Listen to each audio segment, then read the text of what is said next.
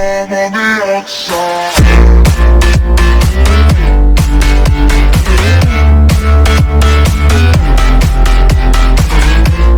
Yo, what is up guys, it's Hayden coming right back at you with another video, and this video is going to be my R5, new R5 gaming PC build for $750, as you can see by the title, $750, and yeah, let's get right into the CPU, no longer. Alright, so we're starting off with the R5 1500X, 3.5 GHz, got 4 cores, hyper-threaded. Yeah, pretty good. Like, actually, it's not hyper-threaded. Anyway, yeah, it's really good for gaming. Honestly, it's on par with the i7s at gaming. Yeah, it's really good. Trust me. Yeah, it's really good for the price that you're paying. $190. Couldn't ask for any more. And moving on to the motherboard, which is the GA AB350M Gaming 3 aim4 motherboard. And for $95, you're picking up a steel 3200 megahertz support, DDR4 RAM, 4 times 8 gig, 4 times 16 gig bloody slots. So you could put 4 16 gig memory slots in there. Bloody really good for the price. Moving on to the memory, which is the main part, which is one of the main parts of the build. You get dual channel 4 gig sticks, DDR4 3200 megahertz RAM.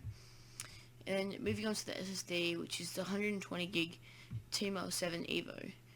This is really good SSD for the price that you're paying, $45, bloody steal.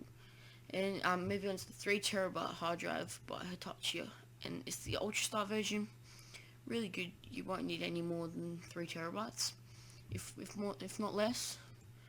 And then moving on to the graphics card, which is a Radeon RX 470 8 gig version.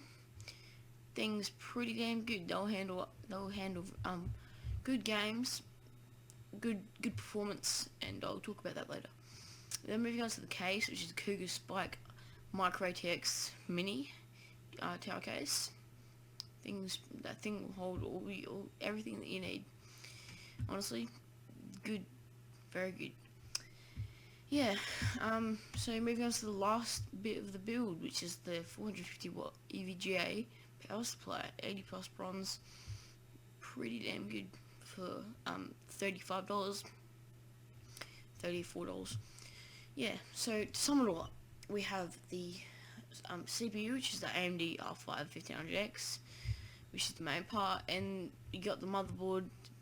They'll have 3200 megahertz RAM, and the storage, and the RX 470, and all the other components. This thing will, for example, play CS:GO 300 FPS plus 1080p max settings. And if you're gonna get a 4K monitor, you'll probably play over 200 FPS with the build. Yeah, so hope you guys enjoy this build, and see you in my very next video. Peace.